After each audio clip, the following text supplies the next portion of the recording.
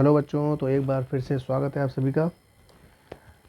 तो बच्चों, हम लोग पहला चैप्टर कंप्लीट कर चुके हैं, वास्तविक संख्याएं, रियल नंबर। आज हम लोग दूसरा चैप्टर स्टार्ट करने वाले हैं, बहुपद, पॉलिनोमियल। ठीक है, तो सबसे पहले इसको समझेंगे कि बहुपद क्या होता है और इसके कौन कौन से टाइप्स होते हैं, फिर इसकी एक्सरसाइज को शुरू करेंगे।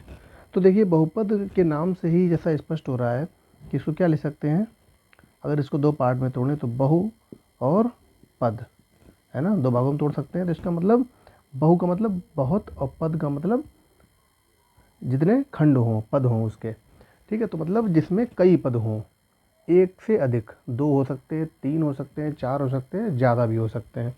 ठीक है, तो इसको किस रूप में लिखते हैं, तो चलिए समझते हैं इसको। यदि मान लीजिए कोई भी बहुपद इस टाइप से दिया गया है, a x square plus b x plus c बराबर 0। ठीक है, यहाँ पर ये द्विघात है क्योंकि इसी एक्स की घात मैक्सिमम जो घात है वो 2 है, इसलिए ये है द्विघात बहुपद। इसको आगे समझेंगे। तो इस रूप में बहुपद को अगर दिया गया है कि a x square plus b x plus c, ठीक है, तो इसमें जो ए बी सी हैं ये होते हैं जो चर राशि एक्स है उसके गुणांक होते हैं। ठीक है, ए बी सी जो होता है वो होता है अचर राशि। ए बी सी क्या है, अचर राशियाँ हैं। और x जो होता है, यह x जो है ये चर राशि है, मतलब x की वैल्यू यहाँ पे कैसी है, बदलती रहेगी। चर का मतलब है जो चलता रहे, जो बदल सकता है, अपने स्थान से बदल सकता है जो। और अचर का मतलब, अब जैसे इसको एग्जाम्पल के रूप में अगर हम समझें तो अगर मान लीजिए लिखा है 2x square plus 3x plus 5, है ना, तो देखिए 2 और 3 और 5 ये क्या कहलाएंगी, अचर राशियाँ। ये क्या कहलाएंगी, अचर राशियाँ कहलाएंगी, इनको हम बदल नहीं सकते। लेकिन जहाँ पे x लिखा है, x के स्थान पे हम कोई वैल्यू मान रख सकते हैं, कोई भी मान रख सकते हैं, 0 1 2 जो मान आए वो रख सकते हैं और इसकी वैल्यू उसी हिसाब से बदल सकती है।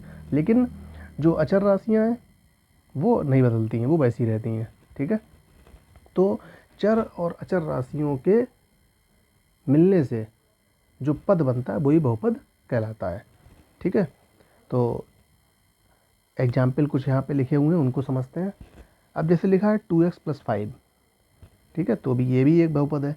यहाँ पे x की घात कितनी है, 1 है, कोई घात नहीं लगी है तो उसकी घात 1 होती है। 5x square plus 2x plus 1, तो ये भी एक बहुपद है।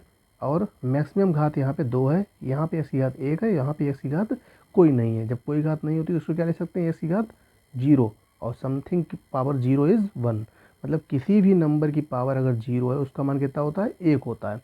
तो यहाँ पे 1 है, उसी को हम x की घात 0 लिख सकते हैं। तो मैक्सिमम घात क्या है, यहाँ पे 2 है मैक्सिमम घात, तो ये द्विघात बहुपद हो गया। इसी तरह से ये 2/5 x square plus x plus 1/2, ये भी द्विघात बहुपद है। इन संख्याओं से कोई मतलब नहीं, ये सिर्फ इनके गुणांक हैं। ठीक है, आगे दिया है 2x की पावर 1/2 प्लस एक्स प्लस 1, ये बहुपद नहीं है क्योंकि x की पावर कैसी होनी चाहिए, पूर्णांक होनी चाहिए। ये हमेशा ध्यान रखिएगा, x की जो पावर होती है ये कैसी होनी चाहिए, ये होनी चाहिए पूर्णांक। मतलब x की घात जो होनी चाहिए पूर्णांक होनी चाहिए, 0 1 2 3 4 5 ये। ठीक है, कोई भी, अब जैसे ये क्या हो गया, ये अपरिमेय संख्या हो गई क्योंकि x की पावर 1/2 की क्या लिख सकते हैं, अंडर रूट x लिख सकते हैं। ठीक है, अगर अंडर रूट x लिखें चाहे इसको x की घात, जब रूट हटता है तो 1/2 हो जाता है, तो ये हो गई अपरिमेय संख्या। जब इस टाइप से लिखा होता है तो वो बहुपद नहीं होता है। इसी तरह से यहाँ पे क्या है, √2x प्लस 5, ये बहुपद है क्योंकि किसी भी संख्या के ऊपर अगर रूट लगा है तो उससे कोई फर्क नहीं पड़ता, एक्स के ऊपर रूट नहीं हो चाहिए। ये घात यहाँ पे 1 है जो कि एक पूर्णांक है, 1 एक पूर्णांक है, इसलिए यह एक बहुपद होगा।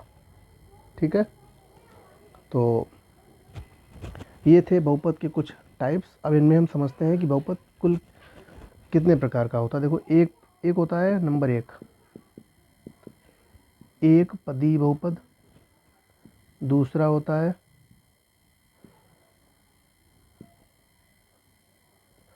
द्विपदी बहुपद, तीसरा होता है त्रिपदी बहुपद। ठीक है, एक पदी बहुपद, द्विपदी बहुपद और त्रिपदी बहुपद। ठीक, तो एक पदी बहुपद का मतलब जब किसी बहुपद में केवल एक पद हो। अगर मान लीजिए लिखा है केवल एक्स स्क्वायर, या लिखा है एक्स, या लिखा है 2, केवल कोई संख्या लिखी है तो ये भी एक बहुपद होगा, क्योंकि x के 2 के n2 में क्या लिख सकते हैं, x की पावर 0, तो ये भी बहुपद हो जाएगा। ठीक है, तो अगर इस तरह से लिखा है 2x, तो ये केवल इसमें एक एक पद है, तो ये एक पदी बहुपद हो गया। और द्विपदी का मतलब जिनमें दो पद हैं, जैसे x plus 2, x square plus x, x square plus 1, 1 plus x, तो ये क्या हो गए, दो पद। सब में दो दो पद हैं, इसलिए ये कहलाएगा द्विपदीय बहुपद।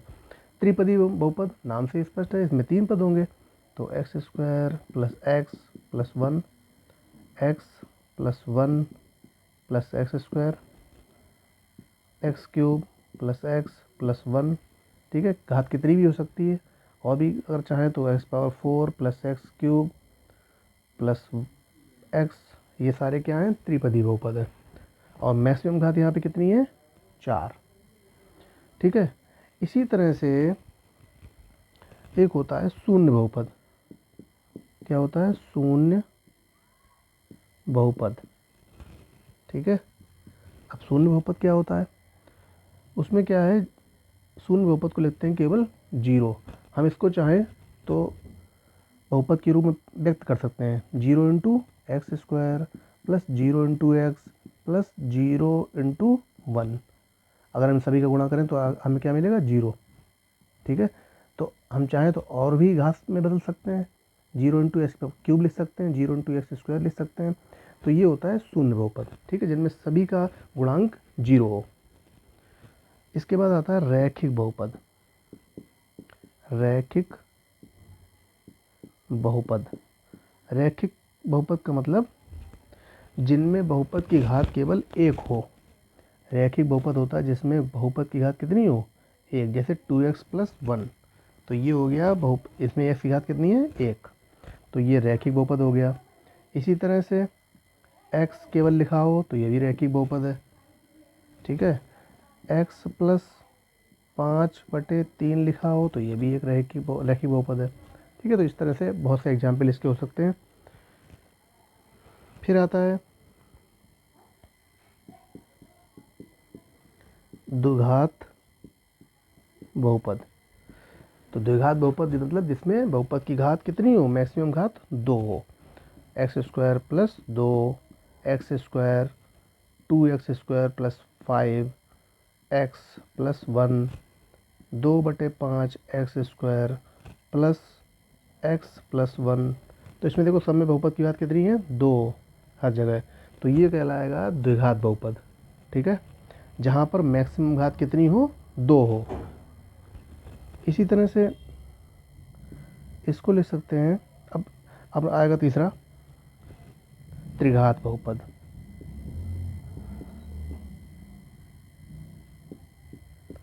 त्रिघात बहुपद मतलब जिसमें बहुपद की मैक्सिमम घात कितनी हो, 3 हो।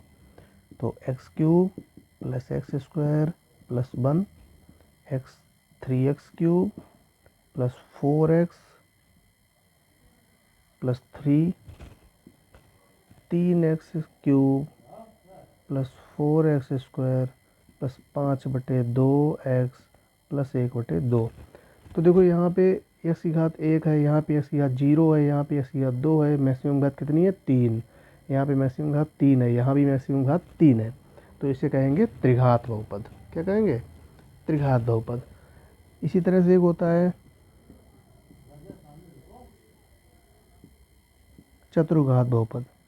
ठीक है, इसको लिख सकते हैं 2x की power 4 plus 5x cube plus 1/2 x square plus 4/5x plus 1/4।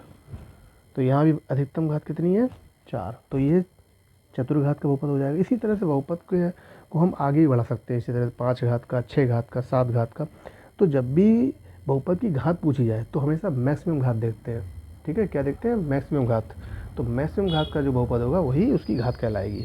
तो ये थे बहुपद के कुछ प्रकार। ठीक है, इसी तरह से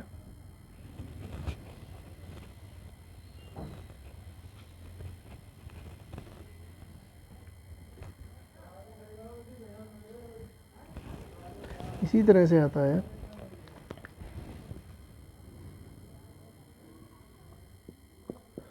बहुपद के शून्यक, ठीक है, जीरोज। तो बहुपद के शून्यक क्या होता है? तो देखो, शून्यक मतलब जैसा नाम से ही कुछ समझ में आ रहा होगा, शून्यक मतलब अगर आपको कोई बहुपद दिया गया है, मान लीजिए कोई बहुपद दिया है 2x प्लस 1, क्या दिया है? 2x plus 1। तो वो कह रहा है कि इस बहुपद में x का ऐसा मान ज्ञात करो जो इसमें रखने पर इसकी वैल्यू कैसी कर दे? 0 कर दे। तो वही इसका शून्य कहलाएगा। तो कैसे ज्ञात करेंगे? इसे कर देंगे 0 के बराबर। अब यहाँ से x की वैल्यू ज्ञात कर सकते हैं। 2x बराबर 1 पक्षांतर करेंगे तो -1, और x बराबर 2 गुणे में है तो कहाँ जाएगा? बटे में। तो x की वैल्यू क्या आई? 1/2। तो इसका मतलब इसलिए x बराबर माइनस का 1/2 बहुपद का क्या है? शून्यक है। इसी तरह से हम इसका शून्यक ज्ञात कर सकते हैं। ठीक है, तो जब भी कोई बहुपद दिया गया है, कहा जाए इसके शून्य ज्ञात करो, तो हम क्या करते हैं? उसके फैक्टर ज्ञात कर ले। द्विघात का होता तो उसके फैक्टर ज्ञात करते हैं, है ना। तो x की ऐसी वैल्यू जो बहुपद में रखने पर उसको 0 कर दे, उसका मान 0 प्राप्त हो, तो वो कहलाता है बहुपद का शून्य कहलाता है। ठीक है, तो अब आगे बढ़ते हैं। अब शुरू करते हैं पहली एक्सरसाइज। पहली एक्सरसाइज में कुछ ग्राफ दिए गए हैं। एक्सरसाइज 2A, ठीक है, एक्सरसाइज 2A। तो एक्सरसाइज 2A में क्या है? कुछ ग्राफ दिए गए हैं। पहला सवाल एक ही सवाल है, इसमें उसके कई पार्ट दिए गए हैं। ये एक्स अक्ष है और ये वाई अक्ष है। ये एक इसमें ग्राफ बना हुआ है इस तरीके से, ठीक है। ये इसका पहला पार्ट है, ये है इसका दूसरा पार्ट,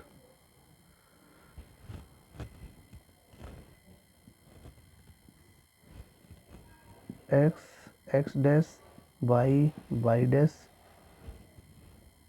ये इसमें इस तरीके से ग्राफ दिया गया है। इसी तरह से तीसरा पार्ट है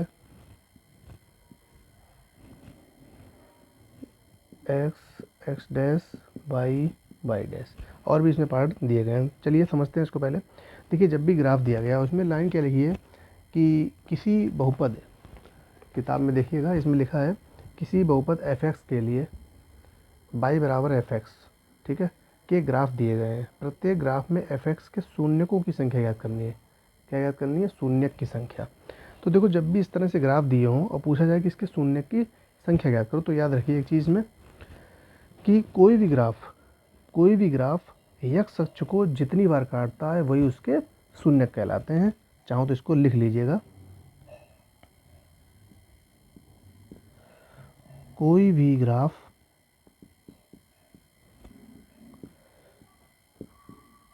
x अक्ष को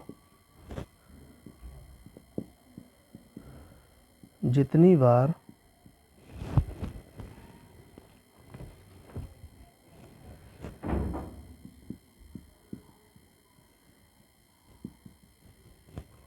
काटता है, कोई भी ग्राफ x अक्ष को जितनी बार काटता है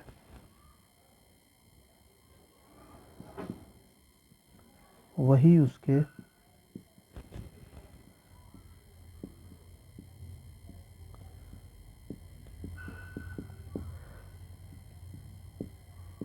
शून्यक कहलाते हैं, वही उसके शून्यक कहलाते हैं।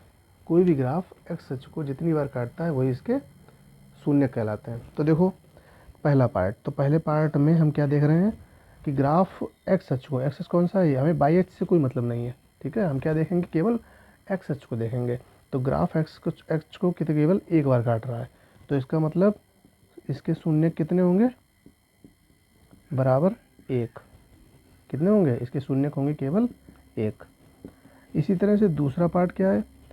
इसमें भी ग्राफ दिया गया ये, और जो किसको काट रहा है? बाई अक्ष को। हमें बाई अक्ष से कोई मतलब नहीं है। हम क्या पढ़ते हैं कि एक्स अक्ष को जितनी बार काट रहा है। तो यहाँ पे एक्स अक्ष को ग्राफ एक बार भी नहीं काट रहा, तो इसका मतलब इसके शून्य कितने होंगे, 0, इसके कोई शून्य नहीं होंगे। ठीक है। तीसरे पार्ट में है ग्राफ एक्स अक्ष को केवल एक बार काट रहा है, वाई अक्ष को एक बार काट रहा है, फिर एक्स अक्ष को, फिर वाई अक्ष को, लेकिन हमें क्या देखना है, एक्स अक्ष को कितनी बार काट रहा है। तो ग्राफ एक्स अक्ष को केवल एक बार काटता है, इसलिए इसके शून्य कितने हो जाएंगे, 1। ठीक है। इसी तरह से इसमें और भी सवाल दिए गए हैं, किताब में ही इसको देख लेते हैं।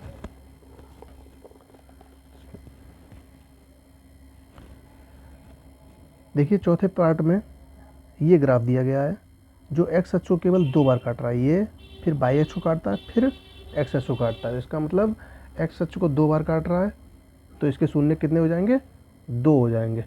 ठीक है। चौथे पार्ट के शून्य कितने होंगे, 2। पाँचवें पार्ट में, पाँचवा पार्ट ये है, पाँचवें पार्ट में जो ग्राफ दिया गया, ये देखिए यहाँ से गया, एक्स अक्ष को एक बार काटा, फिर ऊपर वाई अक्ष को, फिर एक्स अक्ष को, फिर एक्स अक्ष को। तो इसका मतलब एक्स अक्ष को 1 2 3 बार काट रहा है, तो इसके शून्य 3 होंगे। इसी तरह से एक ग्राफ ये और दिया है, इसमें भी देखो एक बार वाई अक्ष पे काट रहा है, 2 बार एक्स अक्ष पे काट रहा है, तो इसका मतलब इसके भी शून्य कितने होंगे, 2 होंगे। ठीक है। अगला सवाल है इसमें,